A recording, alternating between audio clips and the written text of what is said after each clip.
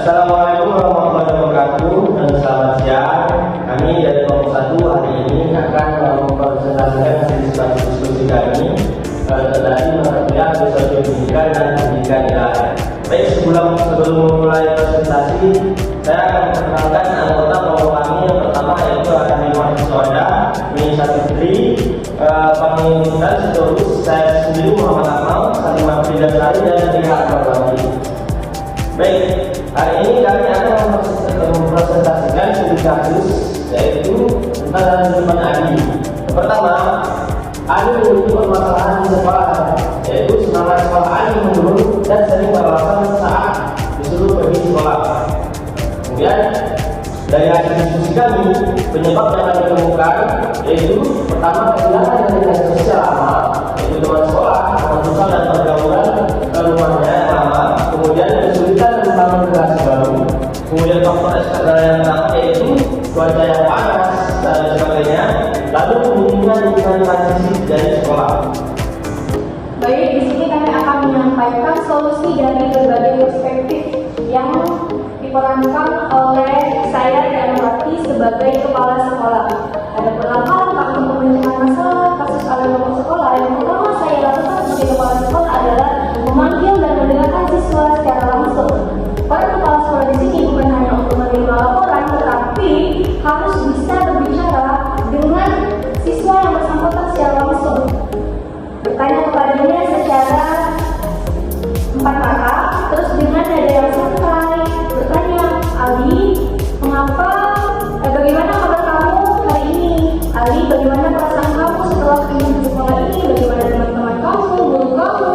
Terus di sekolah apa yang kamu rasakan selama di sekolah di sini? Nah, kemudian setelah memanggil siswa secara langsung, kepala sekolah juga harus mengajak guru BK dan wali kelas untuk bekerja sama. Setelah mendengar penjelasan dari siswa yang bersangkutan, kepala sekolah memanggil guru dan guru BK ke ruangan terus untuk berdiskusi menanyakan bagaimana kondisi Ali ketika di dalam kelas, menanyakan kepada wali kelas bagaimana perilakunya, apakah dia nyaman untuk belajar. Kemudian untuk guru BK di sini untuk menangani kasus untuk mengawasi Ali tentang bagaimana kondisi emosional dan perasaannya. Kemudian guru juga meminta laporan kepada guru BK maupun wali kelas bagaimana perkembangan secara rutin.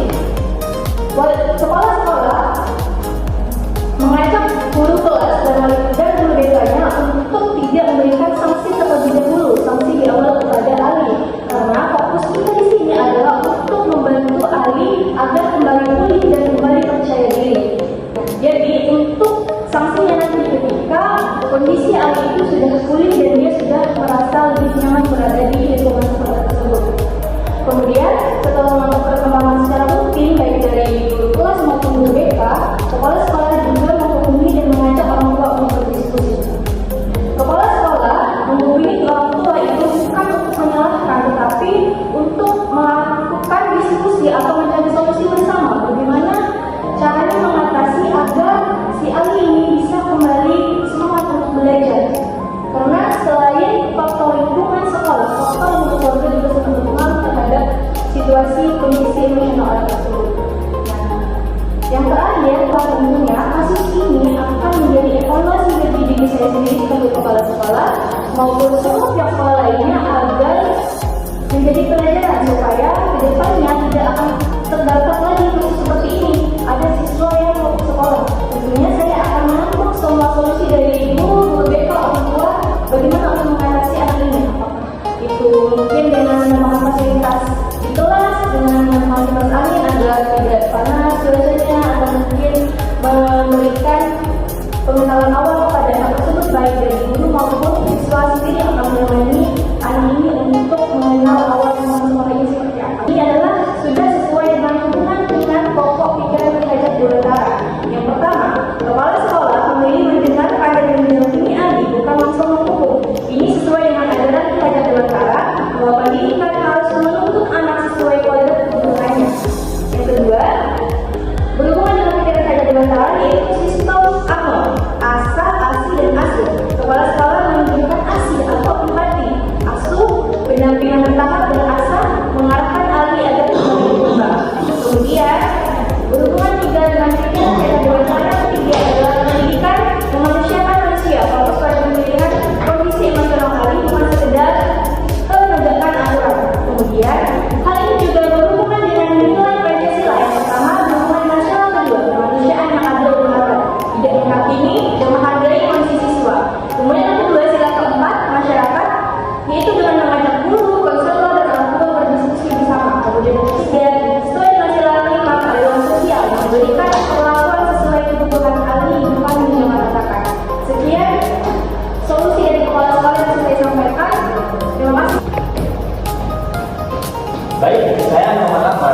kali ini saya akan menjelaskan solusi dari perspektif seorang guru. Yang pertama yaitu menjadi sebab dari munculnya semangat belajar tadi. Yang kedua kemudian melakukan pendekatan kepada peserta didik. Nah, ini sesuai dengan nilai Pancasila yang kelima, di mana hal ini didapatkan. Kemudian yang ketiga, menciptakan kegiatan belajar kelompok dengan lebih memperhatikan diferensiasi peserta didik. Nah, dengan memberikan tugas berdasarkan karakteristik peserta didik untuk menumbuhkan semangat belajar dan jasmani peserta didik. Hal ini juga dapat membantu peserta didik dapat memahami nilai Pancasila yang ketiga, yaitu persatuan Indonesia.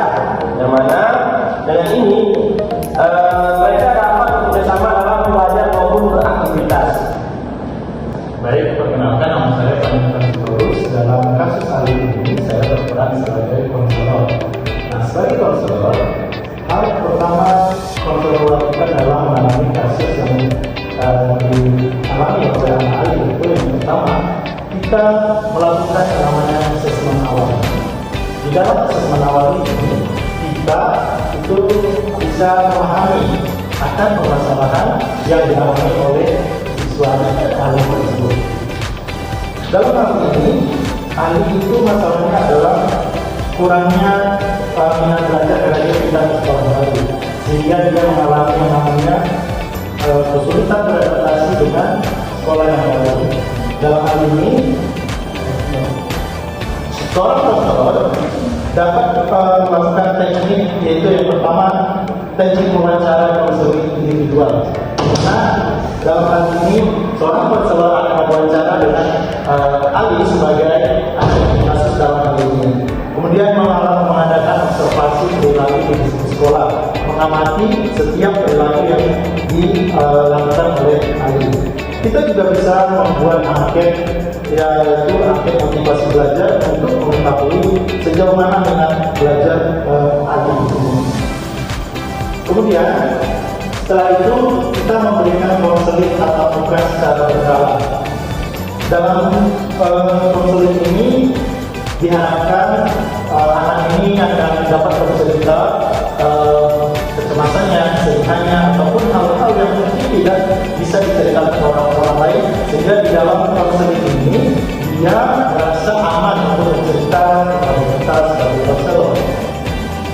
Selanjutnya kita meningkatkan, yaitu sebagai konselor meningkatkan motivasi belajar Ali melalui pendekatan pada anak tersebut. Dia merasa aman dengan kita memberikan motivasi belajar, memberikan penguatan positif setiap kali kita mengadakan konseling. Selanjutnya kita adakan kerjasama dengan orang tua dan guru. Nah, dalam hal ini saya sebagai guru BK ataupun konselor sebagai penghubung antara siswa dengan guru dengan orang tua.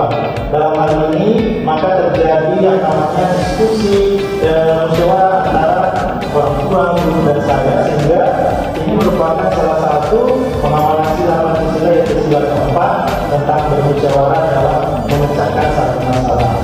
Nah, peran konselor ini juga sesuai dengan pokok pikiran Ki Hajar Dewantara, yaitu Ingat Sosok, yaitu memberikan teladan yang positif. Yang kedua, Lima Dia Mahmud Karoso, membangun semangat dari tengah. Dan yang terakhir, Tuturi Handayani, memberi dorongan dari belakang. Sehingga tugas daripada konselor ini dapat mengatasi setiap permasalahan dari siswa seperti kasus kali. Kemudian Baik, di sini saya Winnie Saputri dan Salama akan berperan sebagai orang tua Ali, mana berbagai langkah-langkah yang telah kami diskusikan untuk memecahkan permasalahan Ali semata Ali maupun keluarga. Nah, ini saya akan menjelaskan yang pertama, yaitu saya sebagai orang tua harus mendengarkan secara aktif daripada menasihati atau memaksa. Nah, hal ini sesuai dengan pokok pikiran Ki Hajar Dewantara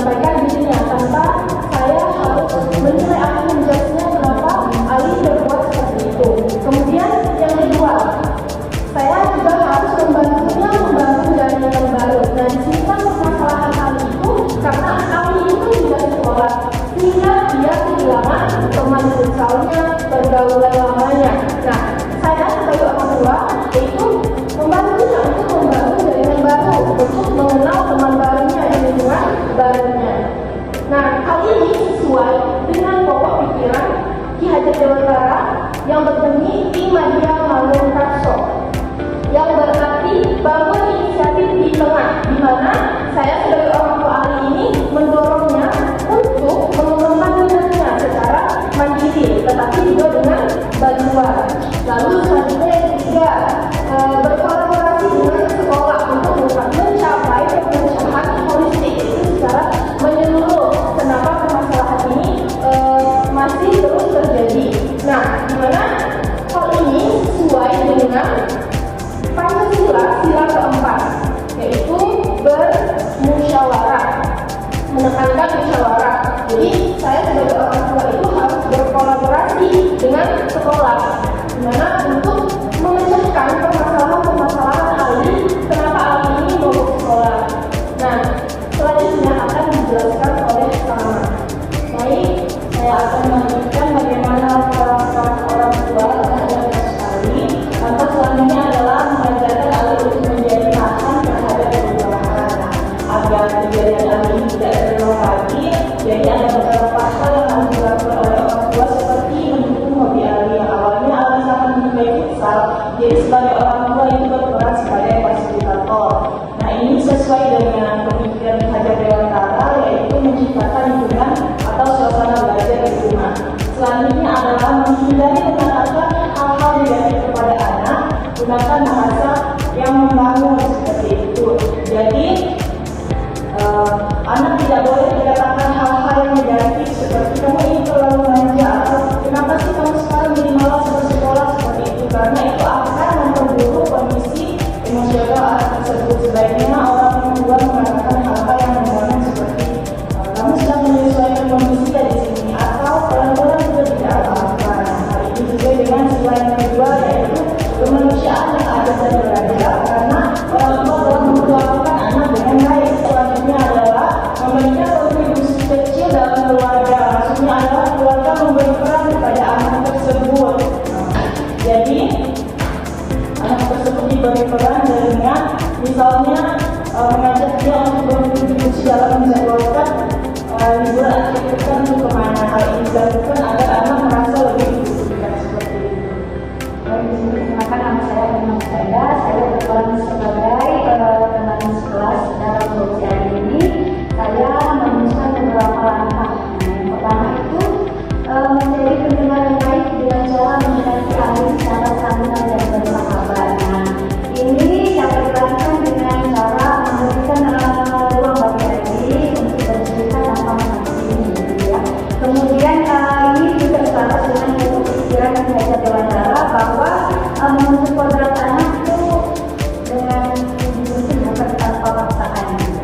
Kemudian hal yang kedua yang akan diberikan yaitu adalah memberi dukungan emosional.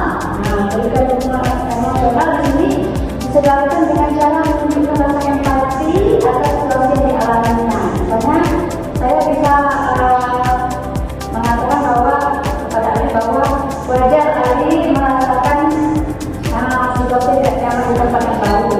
Namun dengan adaptasi yang baik, kemungkinan Ali akan merasakan lebih baik lagi seperti itu. Nah, ini juga sejalan dengan pokok pikiran Ki Hajar Dewantara, yaitu Imadia Malung Karso, ya, memberi dukungan.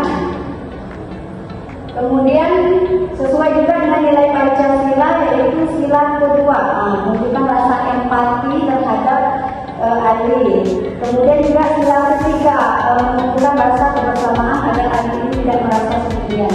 Kemudian langkah ketiga yaitu menjaga sikap, tidak mengejek atau mengucilkan dengan cara menghindari gosip atau ejekan. Nah, ini sejalan juga dengan pemikiran Ki Hajar Dewantara, yaitu menanamkan nilai budi pekerti yang luhur, saling menghormati dan menciptakan lingkungan pendidikan yang beradab. Nah, untuk poin ketiga ini sesuai juga dengan nilai Pancasila, yaitu sila kedua, menjunjung sikap sopan, empati dan saling menghargai.